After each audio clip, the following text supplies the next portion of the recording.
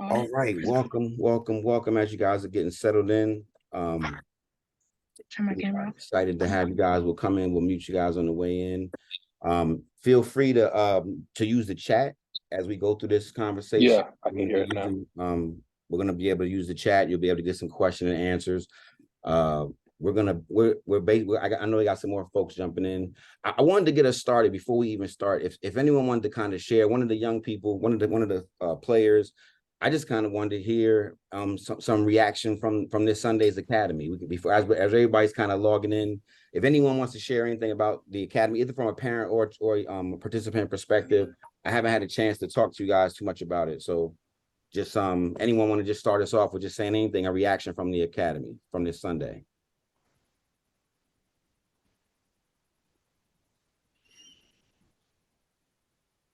Don't be shy. Yep. I liked it. I think when I keep doing the drills, it'll help me to get better. Absolutely. That's one of the biggest things, man, is just keep working. Who was that? Sadiq? Who was that as you said something? Yeah, that was me, Sadiq. Okay, perfect, man. Perfect. Now we're gonna share a lot of stuff with you guys. A lot of things with you guys to to just keep getting better. Like you said, the whole point is that was week 1 of our 8-week sessions, but also more importantly, this is still like the off season, right? We're gonna be ready by the spring, ready by the summer. But this is still our off season to kind of get us popping. So it's good to hear that that you're working on the drills. Anybody else want to share something from this Sunday's Academy?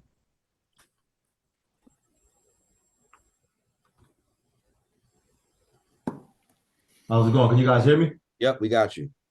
Yeah, it's Vlad, man. I just wanted to say that it was very informative, man. I like the style of accountability. As far as what I saw, at least, there's multiple coaches, and I like the way that you guys were preaching good basketball, ball movement, cutting, all of those different things. It was just refreshing to see, man. And what I noticed was every single coach out there on the floor was very strong. I thought that was great. There were certain things that even from a basketball perspective, I didn't even notice until they pointed it out. So I think that was really good. I thought it was good, man, especially walking into Georgetown University, man, just being in that environment, man. It kind of gave me the chills a little bit just to envision the reality of one of my kids could potentially make it to this level.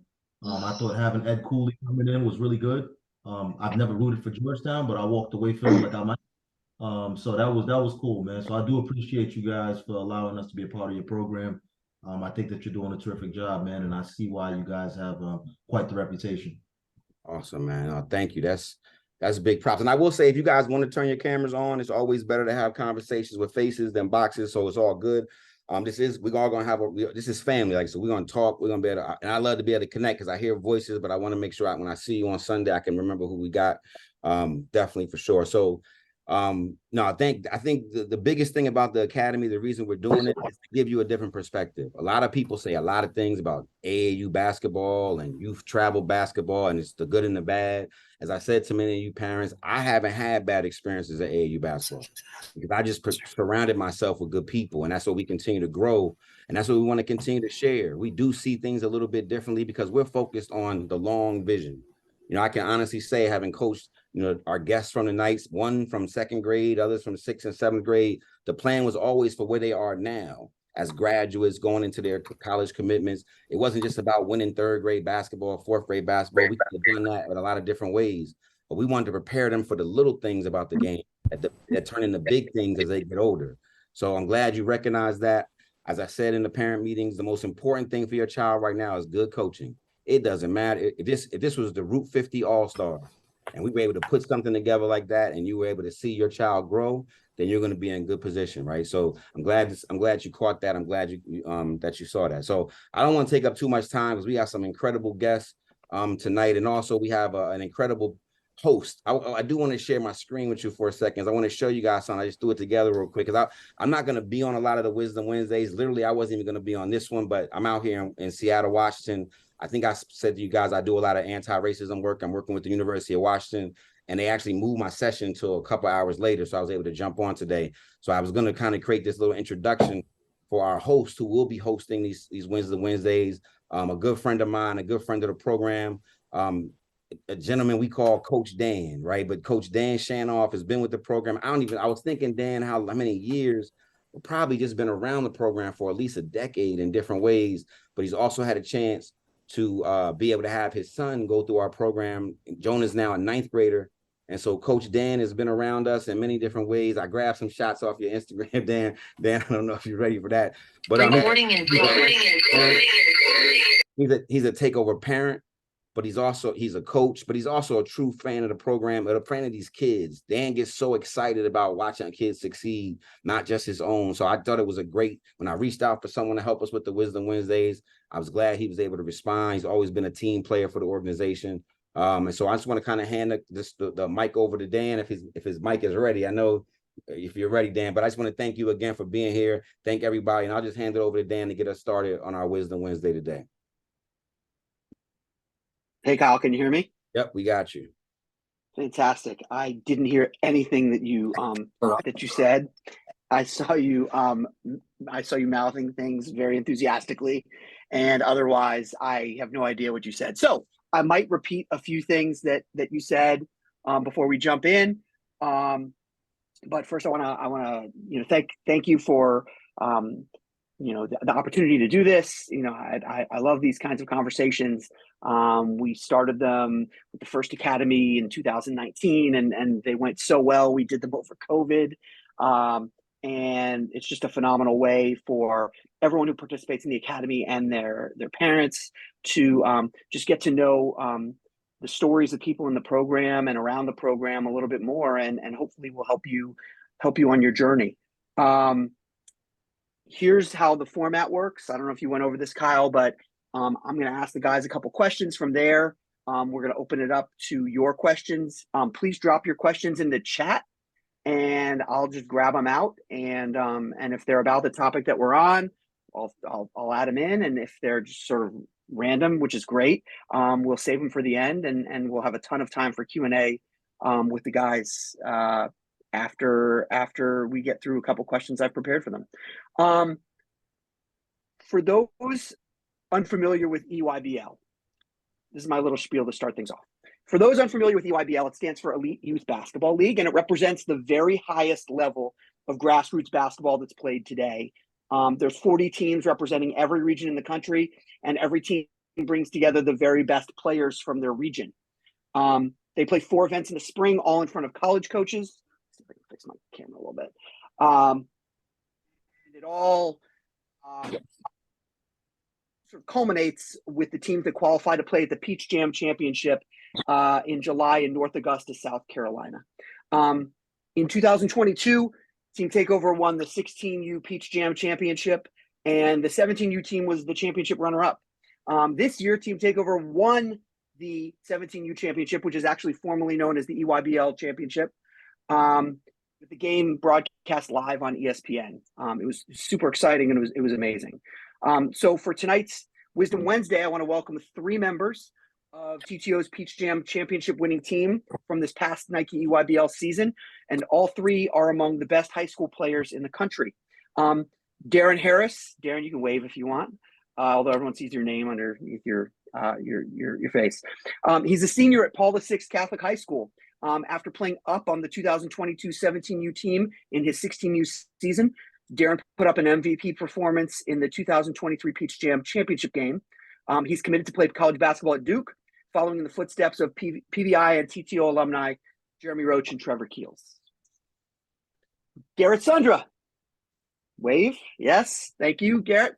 Also a senior at Paul VI. Garrett was part of that 2022 16U Peach Jam Championship team before helping the 17U team to the Peach Jam title this summer. He's committed to play college basketball at Notre Dame as a key member of new Notre Dame coach Micah Shrewsbury's 2024 recruiting class. And then Caleb Williams. Where's Caleb? Is he on? He's getting on. Is he there? Yeah. Anyway, great. He's there, Dan. Relaxing. Caleb's a senior at Sidwell Friends. Like Garrett, Caleb was part of the 2022 16U Peach Jam Championship team and the 17U EYBL Championship team this past summer. He's committed to play college basketball at Georgetown, where the TBA Academy was held this past weekend. And he's a key member of new coach Ed Cooley's 2024 recruiting class. Obviously, if Caleb's last name sounds familiar, it's because he's the son of our own Kyle Williams. So welcome. Thank you so much for joining us. I'm just going to throw some questions out at you. Everybody can give their own answers, build on other people's answers, and we'll go from there. Start with this. This is a layup. What are the most important factors you think for how or why this EYBL team was able to win the championship? Any one of you can start.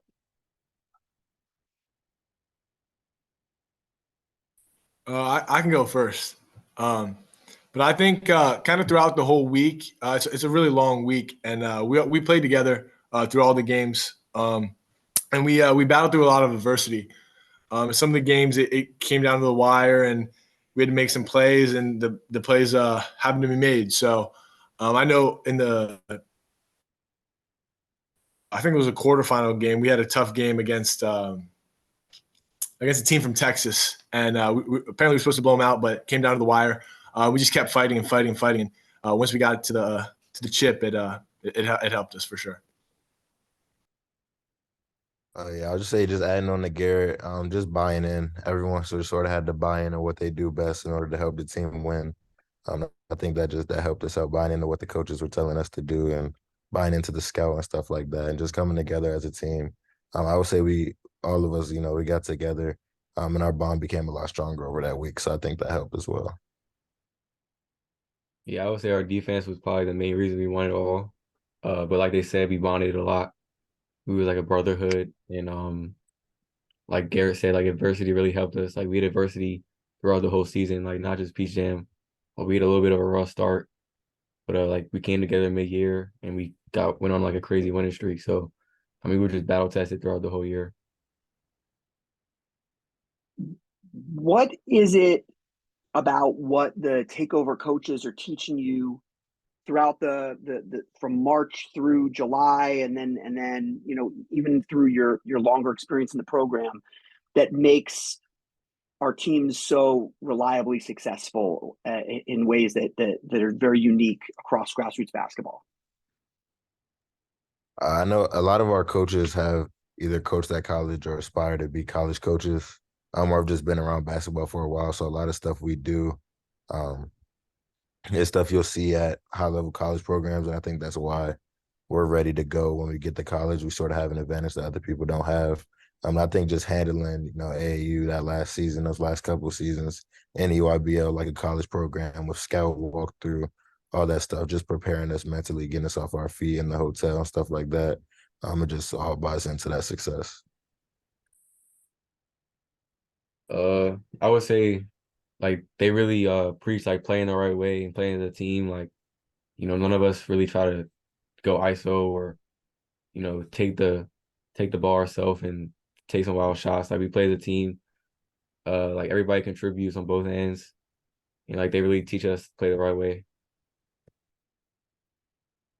Yeah, kind of like what Darren was saying, but everyone kind of knew their role and everyone played their role on the team, and I think that's what led us to a lot of success this year. Garrett, I want to sort of ask you to build on that a little bit, and all three of you to build on that a little bit, because one of the things that makes EYBL so different, even from the very best high school teams, which all three of you were on, is that every single player on the roster is elite, right? Like that is super unusual. So, can make things, really a great opportunity for some teams, and some teams, don't seem to be able to handle it all that well. What do you think are the keys to being part of a successful team when all the players around you are incredibly talented? And I think that has a lot of relevance for takeover at the grassroots level, because in third, fourth, fifth, sixth, seventh, eighth, all your teammates are going to be really talented. And so how do you navigate that when everybody's really, really good? Like I kind of said, like playing the role, but like to build off of that, like not everyone can go out there and score the ball every time. You're gonna have a lot of guys on your team that can score the ball, but it really comes down to who are the guys that want to rebound, who are the guys that want to take charges, who are the guys that want to play defense, make the right pass and stuff like that. That's really what comes down to the winning aspect.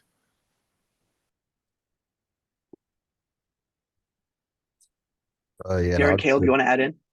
I'll just add off of Garrett, that buying into roles is something that you really have to do when you have that many people on the team. If your role is to go out there and shoot the ball, shoot the ball. If your role is to defend, you gotta be able to defend, rebound. That's what keeps you on the court, and that's what allows you to play more. So not everyone, like Garrett said, when you have a team full of guys who are going to play high level basketball at the next level, not everyone can score 20 points a game. A lot of the majority of our team was in that 6 to 11 point range for the whole season. So it just really comes down to who's willing to do the other stuff to keep you on the floor. And then if you like scoring the ball, that's what's going to be able to give you opportunity and more leeway on that offensive end. Darren, what do you think? Yeah, I would say like Caleb said, we had to find each other's roles, but like it didn't happen immediately. Like we struggled the first 2 sessions because like we were probably trying to play like we were in high school season where all of us were like top 5 options on the team. And like we had to figure it out, mid-game, mid-practice. So it took a little while for us to figure it out, but once we did, we started clicking. And like we preached defense the whole year, so that wasn't really a problem. It was just a matter of our offense. Awesome. I want to switch gears a little bit because this past summer was obviously an incredible experience for all 3 of you and everybody involved in the program. But I want to take things back to the time in your basketball careers that will feel very familiar to the kids and the parents that are on this Zoom. That the grade school and grassroots time. Let's start with this. Garrett, I think you came over to take over in 7th. Darren, you came over in 6th. I think that's right. And Caleb, you came over in 2nd grade. I mean, that there is no coming over. Like you just sort of started. What were you thinking about? What was your experience like heading into joining Takeover? And what were your first impressions, if you can remember, back a couple of years? What was your impression of joining the program and how it was different and sort of what it did for you as a basketball player? Any of you can go. Just I can start. Just kind of playing from like local teams and kind of just around like where I live. And then going to Takeover, they immediately preach defense. Like that's the first thing we went into. And then, kind of just like playing as a team and just getting coached by really good coaches. And like I said, just it was defense. And, that first practice was one of the hardest practices I've ever had, just as a kid, just growing up. But yeah, I would say the first thing was the thing that immediately shocked me was just kind of going in there and starting right on defense, which was great. Hey, Dan, can I jump in real quick? Can I jump in real quick? Because I was at that first practice. So I just want to say that I think, to be real about what Garrett is saying, when Garrett walked into the gym in that 7th grade, he was tall, he could shoot the ball, he had really good touch. You could tell that whenever he played, out in Virginia, that he was a problem. You could see he was kind of thin. But I remember after the first practice, his dad walked up to me. I said, how'd you think? He said, no, he actually, when he came back to the second practice, he said, we just did more defense today we did all year in Virginia. Like we just, and I just want y'all to really understand what we're saying to y'all. Like I know people say it all the time, but everybody can get a bucket when it's good. What makes our basketball brand much better is that people know how to lock down. So when Garrett went from being a kid who could score, could do a lot of things, when he was able to add defense to his game and in the 7th grade, it allowed him to now literally, as he's being scouted, I'm laughing listening to some of your evaluation tapes and they're talking about how such of a good defender you are, because I was there on that first day. But I just want y'all to understand that it's a commitment to defense. And Garrett made that commitment. Darren too. Like they made the commitment when they came to our program because that was different. So you made me laugh because I was there that first practice. G, I remember. All right, I'm sorry. Go ahead, Garrett. Go ahead, Darren. So Darren, same thing. Like I think you came in at 6th. So what was your experience like in grade school? And then talk a little bit about what the experience was like when you came over. Well, yeah, I came over actually mid 5th grade. I played Takeover with my dad's team, and they told me like come with the team after the game. So I went to practice like that next day, I think, and like Garrett said, like they were preaching defense a lot. and like I wasn't a good defender at all. Like I was kind of slow and tall, kind of heavy. So like since that day, like I've improved so much on defense. Like Coach Kyle said, like it's kind of funny like hearing people say I'm a good defender because like all I heard for the past 4 years was I can't guard nobody. So I mean, it definitely helped me with that a lot and like helped me change my game to where I can be effective in more ways and be more prepared for college. And also like I said earlier, like they teach team ball and moving the ball a lot, always making the right play. And Just to then, add, yeah, I'm go ahead, a please. I'm a lifer, so like I didn't get to come over from another team. But just hearing about what other programs do, you can tell it's just different. Like I don't mean to say that just because that's the slogan for Nike, but it really is different with Takeover. Just the way we go about things and handle things is a lot different than other programs, even in the same area do, but let alone around the country.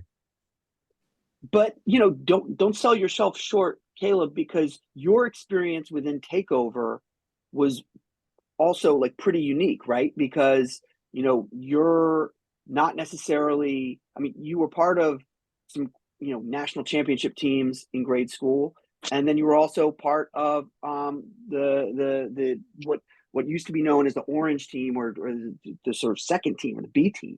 So talk a little bit about how that experience went for you and sort of your decisions to about which teams you would be on, which teams you got cut from, all those.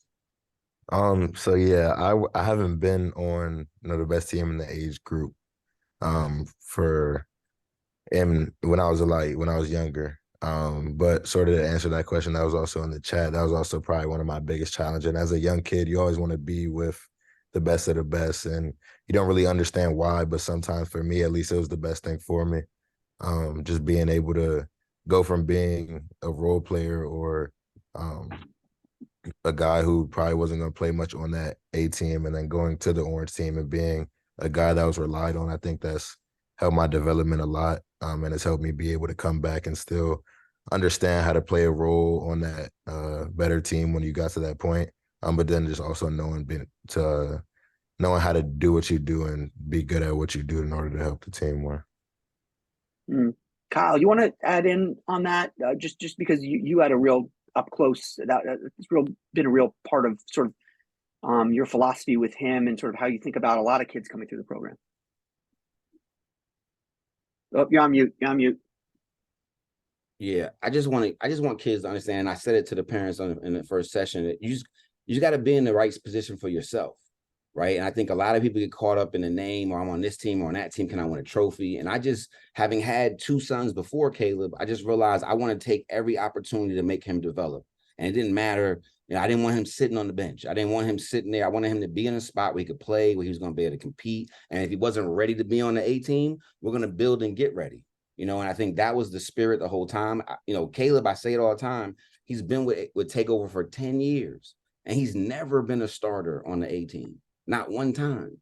But he's 30 college offers because the colleges don't need to see you start. They need to see you play. They need to see how you play.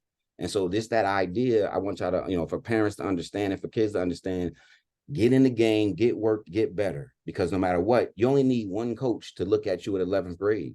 And these kids, we just wanted to keep pushing them to get better. So, and it was a challenge because there were times when he wanted to play and he wanted to be with, our black teams were winning national championships and our orange teams were Division II. Like, it was a distinct difference. And so as he continued to build and grow, when he joined that, I don't know if you were going to ask them about their experience because in that same vein, Garrett and Caleb had an experience in the 7th grade. I don't know if you were going to talk about that, Dan, but just to let you. Is that on the list? I just want to make sure. Yeah, it is. That's story. a great. No, that's it's like we talked about this. That's a great segue. Yeah, I Garrett and Caleb, you want to talk a little bit about that 7th grade year, and Kyle, you can jump in and sort of moderate that the conversation because you are so up close with it. I would just ask you guys. I mean, Caleb, if you want to go? Yeah, go ahead, Caleb. 7th grade, Darren was on that team. Darren came over to he was on that team with Wormley, really, it was me, Darren, and Garrett, I'm pretty sure, when we first started, and it was rough and the team broke apart and it was all that. But then when we branched off, I think that's Darren when Darren reclassed or was playing his regular grade. Yeah, me and G were on Coach Corey's team. I think that was the best thing for me personally, to be honest.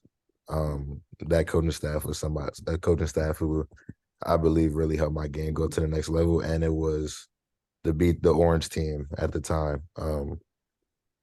But yeah, was there anything specific you wanted me to talk about that? Well, I guess for you, it was you did seventh grade twice, right? That was your reclass year. So the first time when we, had Coach Corey, that team was kind of rough. And then that second year when you did seventh grade, that's what I was going with that, when we were able to go from the B team to the A team as part of the seventh grade. Yeah, I think then it was the same coaching staff when I reclassed and did my seventh grade year twice. I think all of it, I know probably everybody in here has heard the slogan "Trust the process." But I think that's something that me and everybody in this call, me, Garrett, and Darren really did, is just trusting the process, believing in yourself, but also believing in the people around you to help you develop. And it worked out for us. Like my dad was saying, we were known as the Orange team, the B team. Nobody really thought we could compete.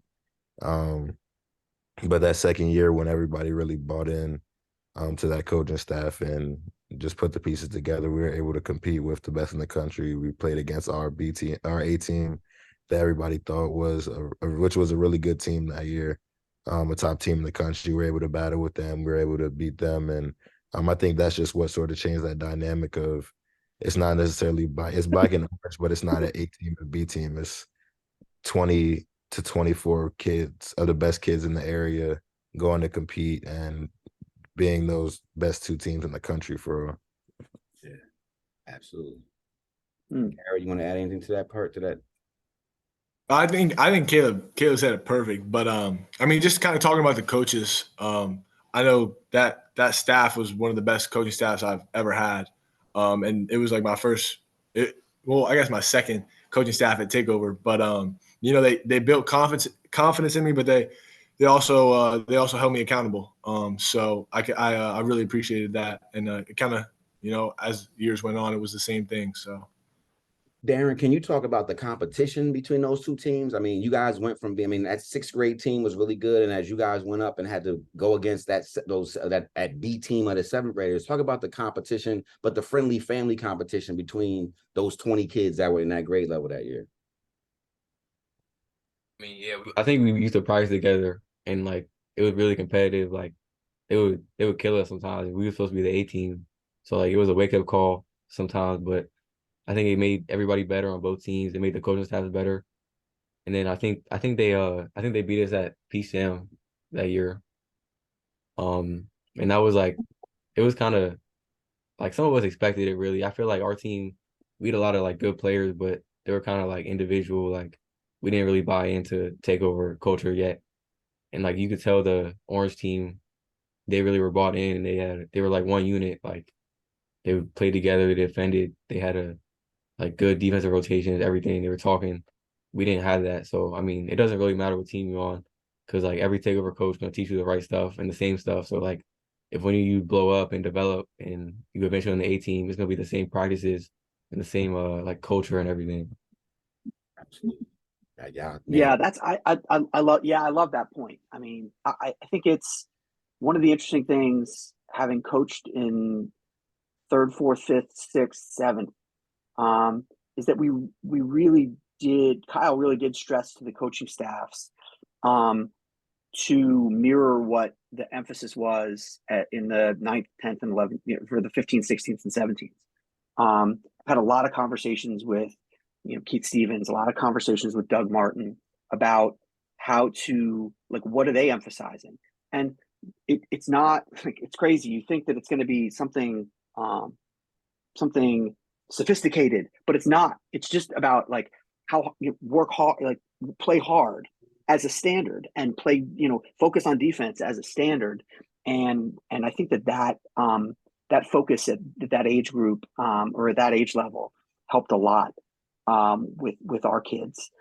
What if you could, speaking of that age in your careers, if you could go back now, knowing everything you know now, the experiences you had, what would you go back and tell yourself, or maybe your parents, in third or fourth or fifth grade, sixth grade? What kind of advice would you give yourself?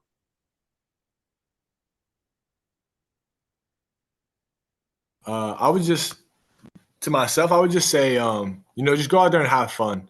When you're at a young age, it's all about, having fun, and it's still competitive. And the fun I'm talking about isn't like, oh, goofing off with your friends or whatever. Like the fun I'm talking about is like, building a winning culture and like, competing with your guys. So that's what I would tell myself is just go out there and have fun.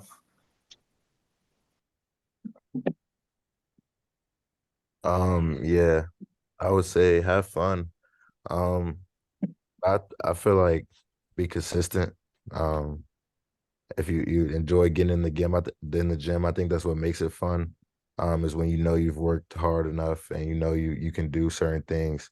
And then we are able to see those results. I think that's what makes it really fun. Winning is fun. But I would say be consistent.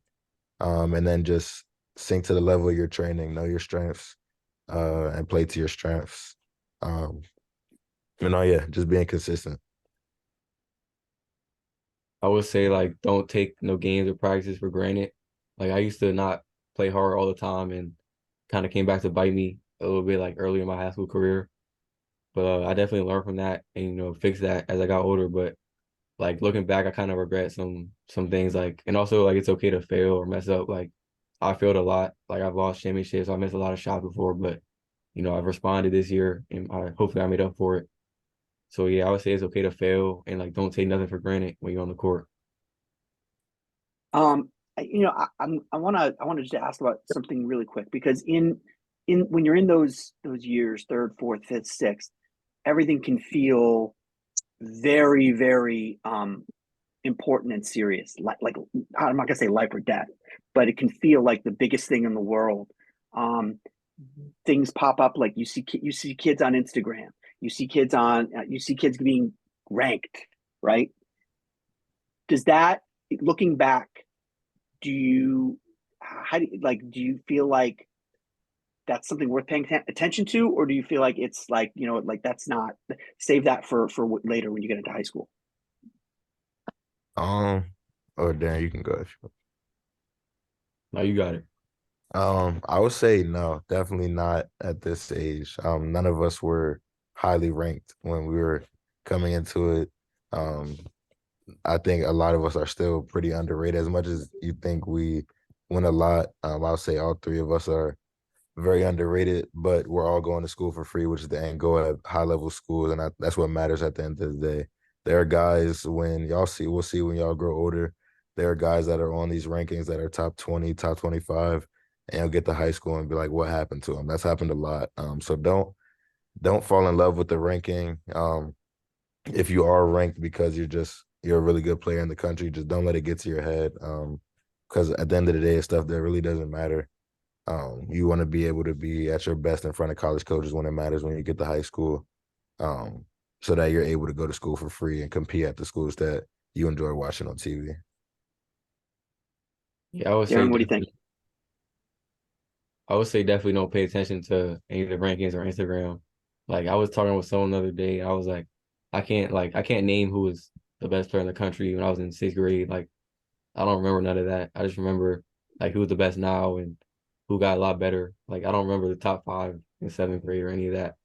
So and like all the Instagram stuff, like I mean, if you're recording everything, every good thing you do, like they're not recording when they turn the ball over, miss a shot, or get scored on. Like they're trying to show everybody that they're the best player like ever, but they're really not. Everybody messes up. So I would say like definitely don't pay attention to none of that and just stay dedicated to your process and your timing and everything will fall in line. Yeah, I like what Darren said about how they kind of they show off everyone, show off all the good things, but everyone makes mistakes and everyone's gonna make those stuff, and then kind of like it was like if you are ranked and that's good, but just know that like everyone is fighting to come and take that spot, and if you aren't ranked, just keep working and stay in the lab. Yeah. Awesome. I think one of the things that is unique about Takeover is that from 17s down to third grade, we preach and develop this thing called TTO toughness. I think a lot of the parents probably saw it in the the presentation that Kyle did about the academy and sort of how we start to develop that. It can have a lot of different definitions though. So based on your own personal experience, how do you define toughness in basketball? I would say the main thing for me, obviously is what it sounds like, that physical tough, just being able to be tough. But I think for me, mental toughness is a big factor in basketball. Just being able to be mentally tough, being able to take hard coaching and instruction, is something that you need to be able to do in order to be considered tough in the first place. You can't be physically tough if your mind isn't tough either. So I would say being mentally tough is something that's definitely going to help you be that physical tough as well. I would say someone who like shows up every practice, every game, and plays the hardest. Like there's some people in the NBA who are still getting paid just because they play hard every time and be a good teammate. Like they're not that good, but they getting paid because they play hard and take charges and stuff like that. So I would say if you're consistent and play hard every time you're on the floor, I would define that as tough. Garrett? Yeah, I like what Darren said about consistency. Just being consistent and not taking plays off. Fighting for every rebound, going for every rebound.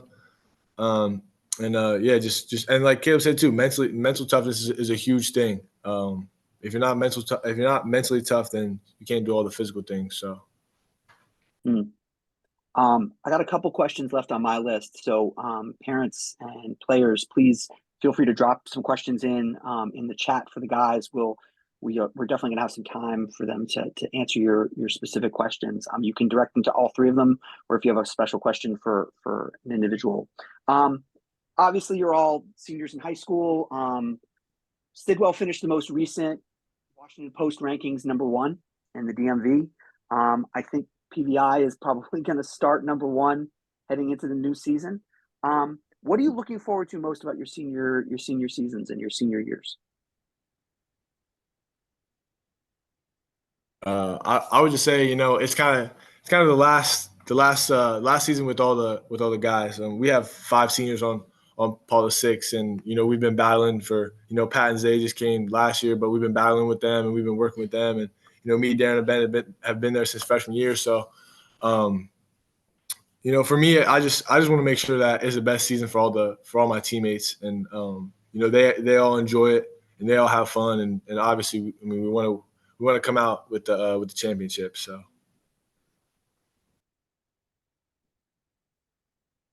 I would say for me, this senior year is just leaving it all out there.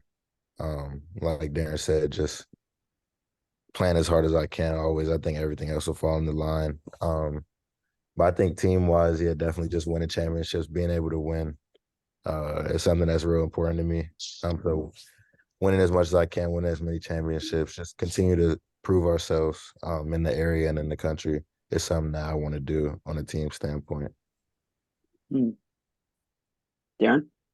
I would say like having fun and like spending my last high school year like having fun with my team and spend as much time with them as I can, because I know next year like I'm not gonna be that close with them.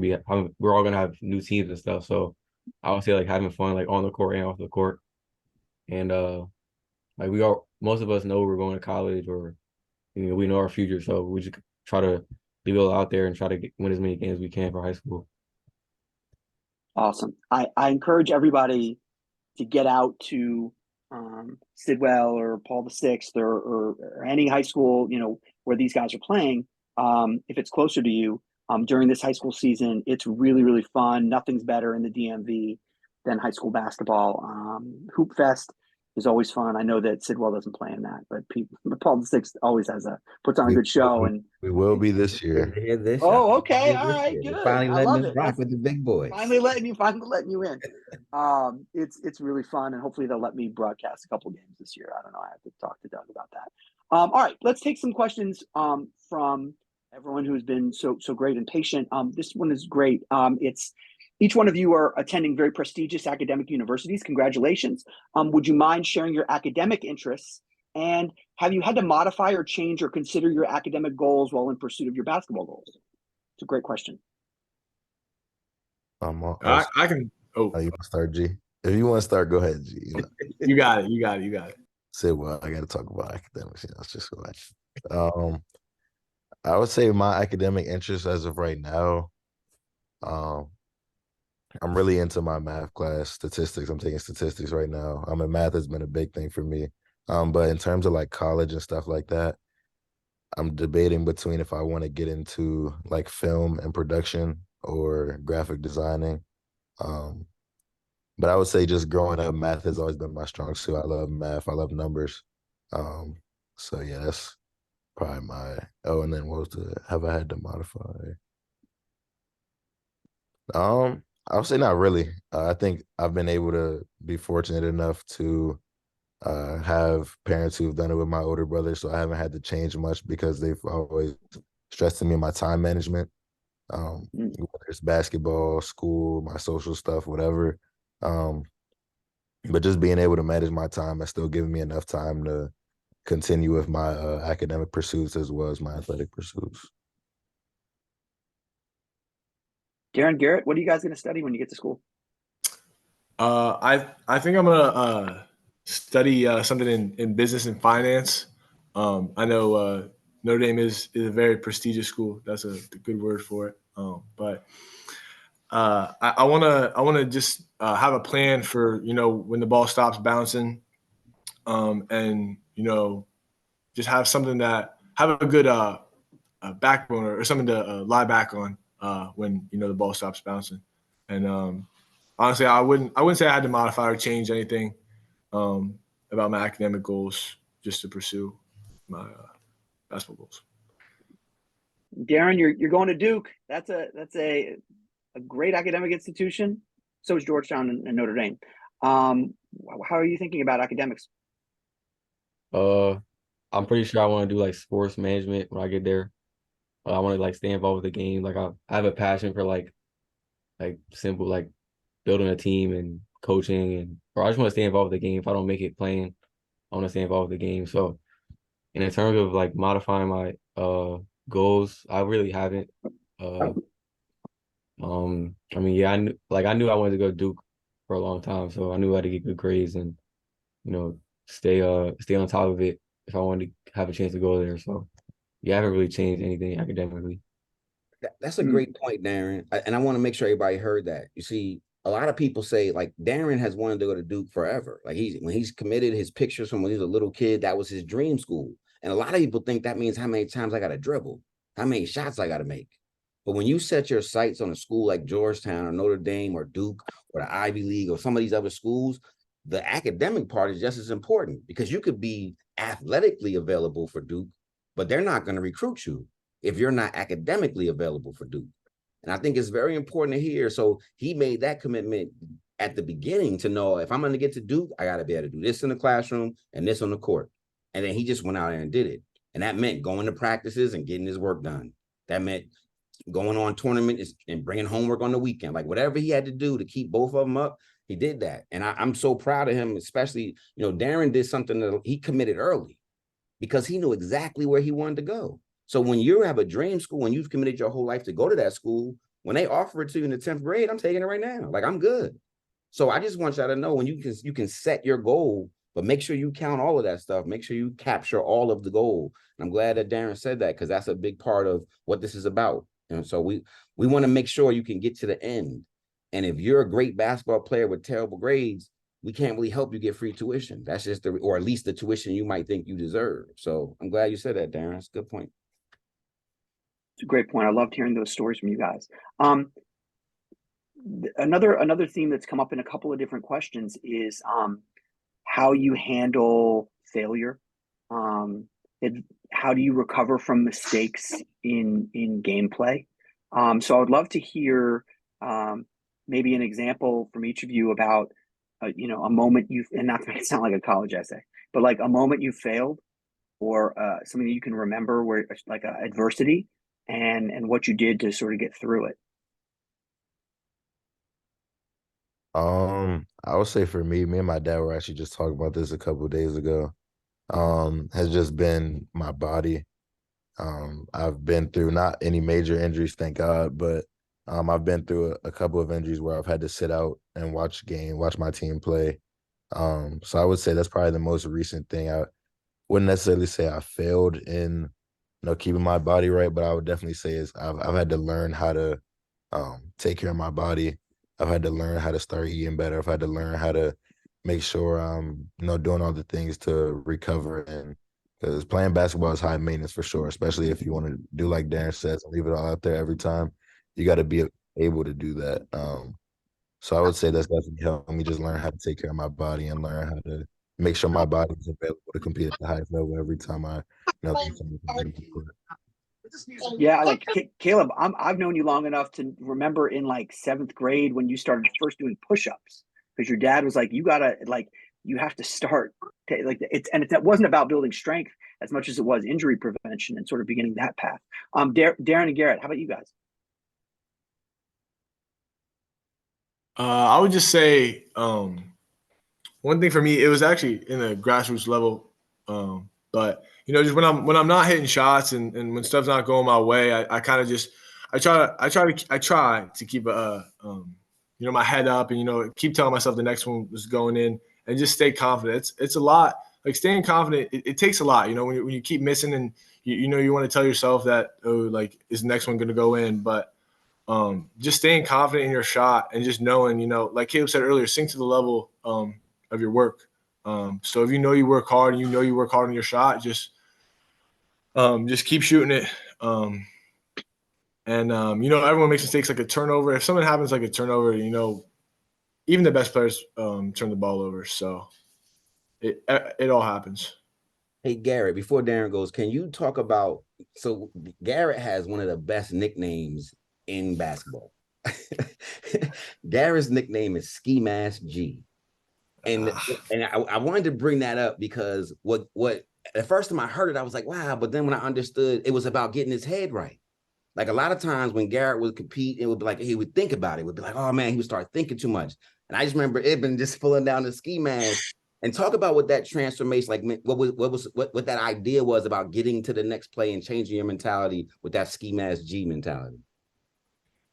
Yeah, last year when I was on the 16U team, I didn't start and I didn't have any problem with it, but I kind of come off the bench and if something wrong would happen or maybe I made a mistake, I would just get so in my head and it wouldn't even be like Coach Antoine wouldn't even take me out again. I would just take my whole mind out of the game. So when I kind of started going through the season and understanding that mistakes are going to be made, and I talked to Ib and I had a good game. I think it was against Knight Riders, and he started pulling down the ski mask. So I just I started going with it, and it was a reminder to just stay confident in yourself and just keep going. Listen, I love it because it's true. When Darren, he committed this to Notre Dame, I posted this on Twitter because I just want people to know, like, that's a whole thing. Because when you can change your game by changing your mind. Like I remember going into that last game of the championship. I remember I had never seen Darren so locked in my life. I didn't know he was about to do what he was about to do. But I knew that I've been in warm-ups. I had been in the whole week. I've been getting folks ready. This guy was locked in. I didn't know what was getting ready to happen, but you could just see it. And when he came out there and put up those 28 points and was knocking down those shots, I knew it started with his mentality in that locker room before we started. So it's real about getting past these mistakes. It's all in your mind. And you first got to accept it and then decide to move on. Don't argue with the coach. Don't tell him, oh, I was trying to do it. Nah, boom, I got it. Let's go. So I'm excited about that part. Go ahead, Darren, talk about maybe that mental part for you and what it means to get past mistakes. Because again, we all make them, but how important is that for you? I mean, yeah, I had to go through a lot. Like I've lost a lot of games, a lot of championships. Like I lost 8th grade, made hoops. I lost 16U semifinal. Like I missed the game-winning shot. And I played up 17U, and I was going through a slump like towards the end of the year, and I couldn't contribute the way I wanted to. So like I had to like restart really. Like I cut my hair, like I did everything mentally. I just restarted after the 17U year. So like Coach Kyle said, like when the championship came this year, like I knew there was no way I wasn't letting nobody down, including myself. Like I've been locked in on that game since like 12 months before that. So I mean, it's really just a term, like it's really just a matter of focus, and like now, like my next step is like locking in that much every game and trying to perform like that every game because I know I can do it. It's just a matter of consistency now. Yeah. Good stuff. That's amazing. That's thank you all three of you for that. Those are awesome answers. Here's a question: what age did you know that you had to sacrifice or not participate in activities or events that other kids did, social events, birthday parties, because you wanted to get better at basketball? And I'm just going to throw in on there, um, not doing other sports, like specializing in basketball and sort of dropping other sports that you like to do in elementary school. So how did you, like, when did that happen for you, and what went into that thought process? I would say high school for me, to be honest. I wasn't one in middle school that, went out to a lot of parties and stuff, but I could also say I wasn't completely focused on basketball. But I think high school, that 8th grade to 9th grade jump is a really big jump. I started getting in the gym more with the older high school guys. It's a faster game. They play a lot stronger. So I think that's when I realized you sort of got to sacrifice some of the things you like, that you love. And that's not to say that you can't do it anymore at all, but it's just to say that you got to put the priorities. If you want your priorities to be in line, you got to put what matters first, in order to get to where you're trying to go. So whether that's I can't go to this party, or I can't, be up late because I'm playing the video games. You like playing video games because I got practice at 9 a.m. tomorrow, or, just little things like that. I got to get in the gym because I got a really big game either tomorrow or later in the day. So I'm going to get up early and get some shots up. Like, sacrifice for me started in 9th grade, but it's really with just, anything you want that you really want in life. You're going to have to sacrifice something in order to, get to that.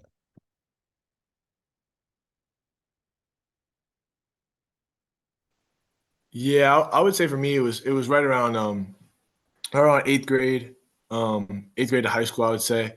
But just kind of for 8th grade, I would say the competition started getting a lot harder, and I knew that I had to miss out on, like Caleb said, some of the things that I like doing. Playing video games, hanging out with friends, and even hanging out with my family. Sometimes my family would have get-togethers, and I would be out, whether it was at a tournament or at a workout or something. But it's just if you really want it, you gotta keep working, and you gotta love the grind. So yeah. Yeah, I would say I learned it at an early age, honestly. Like my personality, like I'm not the type of dude to go out to parties a lot or stuff like that. But at the same time, like I respect people who do. But if you put partying before basketball, or if you got to practice at 8 a.m. the next day and you got partying until like past midnight, like I don't really respect that, because I feel like you gotta put priorities first. And if you're not taking the game seriously enough, like why should I, or why should the coach trust you to put you in the game or trust you with the last shot? So I would say I learned at an early age, but in terms of sacrificing, like you can sacrifice parties and hanging with your friends, but you can still do it. Just don't put it before basketball. And I just add this part because you heard them talk about their high school careers. My kids have missed basketball games for birthday parties. So I just wanted, as you're talking about 5th graders and 6th graders, you're not gonna just like missing a birthday party that you really want to go to for your friend because you need to go to a tournament is not going to determine whether you go to Duke or not. Right. So I just wanted, but when you do lock in, when that time comes, you got to lock in. So it's 9th grade, 8th grade. But I just want you guys to understand, some of y'all in 4th grade trying to play 500 hours of basketball and miss this. I don't want to miss this tournament. I got to play on this team and that team. You don't have to sacrifice your life for that, because none of these kids did that. None of these three were on 3 different teams playing all over the place. I know their parents. They didn't. We got better, but you didn't have to give your whole life to basketball as a 5th grader. You know what I mean? It's when it gets serious in high school, yes, it gets more, but also make sure that sacrifice comes when you're ready to commit to it moving forward. All right. I know, Dan, there was one question I wanted to hear. I know we're getting close to the end, and but I know there's some others in here, and we can stick around if we want. But you had a question on there about what was your what was, if you can think back to your grassroots days, you know, when you were elementary school and working with those teams, playing with those teams, what were some of your best memories of being on some of your teams when you were, you know, an elementary school player, having, you know, like many of these guys are right now? I would say for me, uh, it, uh, I would say probably that those last weeks, like just being around the guys, like I would say my funnest times have been elementary school nationals where we're with everybody for a week or so and we're in a hotel together or we got an Airbnb and we're staying together. Just I would say those are probably the funnest times because you compete and do whatever, but then you go back and have fun and be a kid with everybody else on your team. So you're still, as much as y'all may think that like my dad said, you got to be locked in like all the time when you're on trips like that. Like it's good to, like last year we went to Top Golf during Peach Jam.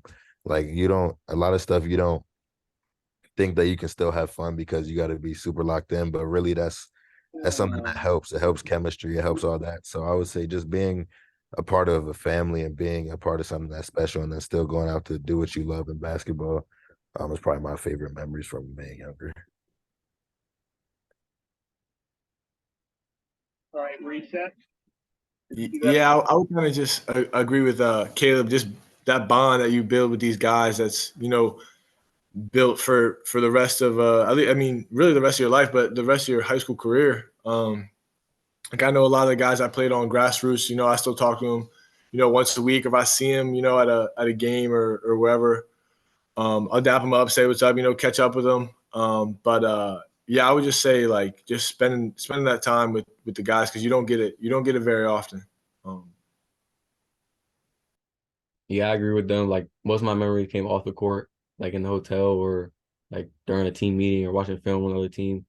Like, cause it was just fun to me. Like I never really been in like a family setting like that on a team before. So like to get close with them and kind of come out of comfort zone a little bit was kind of fun. I know we're coming close there. I'm just gonna, what I want to do is there's a couple questions in the chat and I want to kind of assign one to each so they don't have to all three answer it. And then, you know, if we're ready to jump off. Darren, can you talk about this question about when the teams root for each other, right? So when the 16s are rooting for the 15s, or even back when we had the 5th grade and the 6th grade, how we would all come in and support. You know, when I start getting that chant going, like, how does that feel, or what does that do for you as a player when you see everybody in the family coming around to support? I mean, yeah, when I see like the younger teams coming to our games, it kind of gets me like more excited and like I know I gotta like put on for them too because like I'm not just playing for 17U now, I'm playing for 16U and 15U or whoever's at the game. So the support means a lot and like it's just about like our culture, like you said, like we're unselfish and like we want to see other teams win just as much as we do. So and most of us know each other too, like so it's fun to see each other play in different settings on different teams. Yeah, absolutely. Thank you for that. And Garrett, can you take this one about how coaches specifically, like what's maybe two things that a coach has taught you, that Coach Corey or Coach Jamil, whoever, taught you to be a better defender? Like what would be the two biggest things that made the jump for you about being a better defender? I would say the first thing is helping the helper. So obviously you need to help the guy who gets drove on, gets beat, but then you got to have another guy help the guy that's helping. And then it just kind of starts to do a scramble. But that's one thing I had no idea. Like I had no idea what was going on. And you know, Coach Wormley, Coach Lee, all helped me through that, which was great. And then another thing was transition defense and just, you know, running back and you don't necessarily have a guy. I know like when you're young, you're kind of, you know, picking, oh, I got him. He's got that guy. But just kind of getting back and it's a scramble. Like I said, you're really guarding whoever's closest to you. So yeah. Now, so it's a mentality. That's a great point. Like, it's a mentality and a philosophy with defense, and part of that is being able to be in the right spot, be in the right place. And I'm glad you got that. Caleb, there's a couple questions out here that make me sound like I'm a crazy father a little bit, but I just want to ask you about this one about, you know, coming from a basketball family, expectations, or how you made it felt with me being a coach. And how does that help either help you or hurt you in terms of dealing with when it's hard, when it's not working? And then has it ever made you not want to play, being that much pressure around, being a Williams guy? I would say it's definitely basketball. Our relationship with basketball has had its ups and downs. But I would say that pressure of coming from a basketball family, being the youngest of two older brothers that play basketball at a high level, I feel like it's a lot. I wouldn't say it's a lot of pressure, but I feel like I've made it that way because I know how to reach out and get tips from my older brothers and my dad and just people who I know have played the sport. But it's also kind of what I signed up for when I realized I wanted to be a high level basketball player. Like the pressure is sort of what you want. Like you want that pressure. Because if you can't deal with the pressure of just being able to compete, then you're not going to be able to deal with that pressure of wanting the ball in your hands at the last minute to take that shot or big time free throws at the end of the game. So I feel like the pressure is sort of what you sign up for, but it definitely is a lot of pressure. I won't say this not, but it's something that what you sign up for when you're trying to be a high level athlete. Yeah. And I guess this last question that just popped in here, I think is a good way to kind of close this. When I thought about doing this Wisdom Wednesdays and I thought about a couple of voices that we wanted to hear, I hit Caleb up and I asked him about a couple of his teammates, and these were the names that came up. And so can you guys just talk about the bond? I mean, even though you guys you've competed, you guys played each other last year in a really tough game. And then some of you're gonna run into each other on this college levels, I'm sure at some point. Can you just talk about the bond that you guys have created and gotten, and how you kind of see that help your game, but also help your life moving forward? And that everyone can just say something briefly about that. The bond, particularly around you three specifically, is what I was going to ask. I would say sort of what Darren said earlier. Takeover really is a brotherhood. Like when you say takeover on 3, family on 6, you really mean it. Like a lot of these people who I've played with, like I consider family to this day, and I don't see a day where they're not considered family. And that goes from coaches, players, all that. But I would say it definitely helps on the court. Being with people you love off the court just makes it that much easier to battle and compete.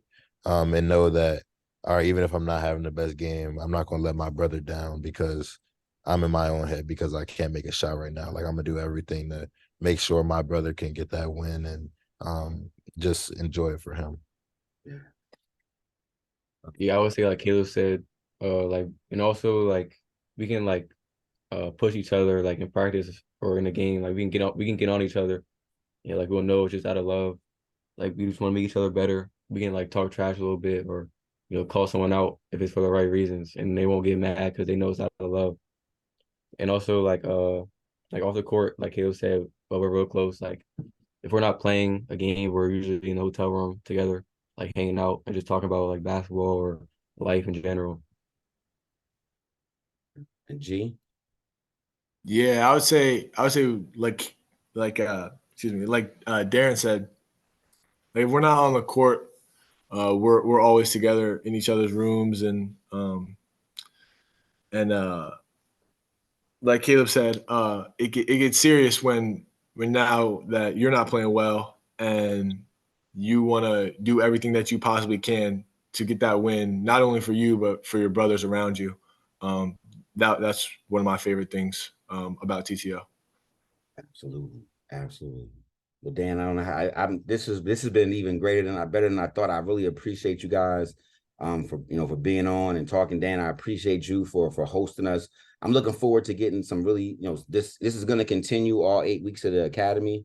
I feel like a super sense of pride right now. Obviously, my own son from 2nd grade, to watch him develop into the young man that he's become, but also Darren and Garrett. I mean, when they first came to our program, they, just to listen to them speak right now, you don't understand what I'm going through, because I used to always tell Darren, you got to talk on the court. You got to say something. You got to speak up.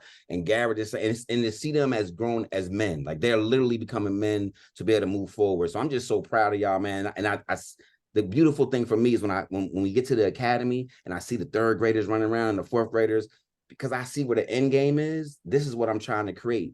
I hope all you parents understand, like the goal for this is to have young men that can speak and articulate this game, that can play it at a high level and can help other people, because that's what this gift is about.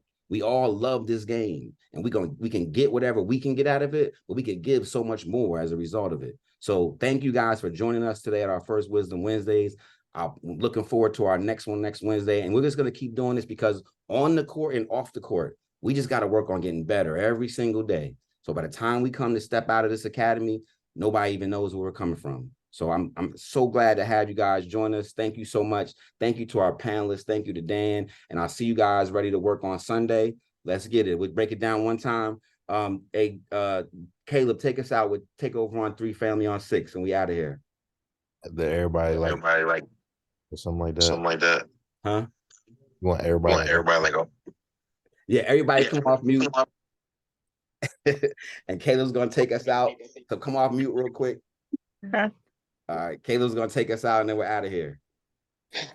Take over on 3, Family on 6. 1, 2, 3. Take over. over. You say 4, 5, 6? 4, 5, I said it. You can't hear it. Family. It doesn't work as good over Zoom. Take over. Yeah, academy. All right, you guys. Thanks for everything. We'll see you guys on Sunday. All right. Yeah, academy. Yeah. Thank you. Thank you. All right. Thank you.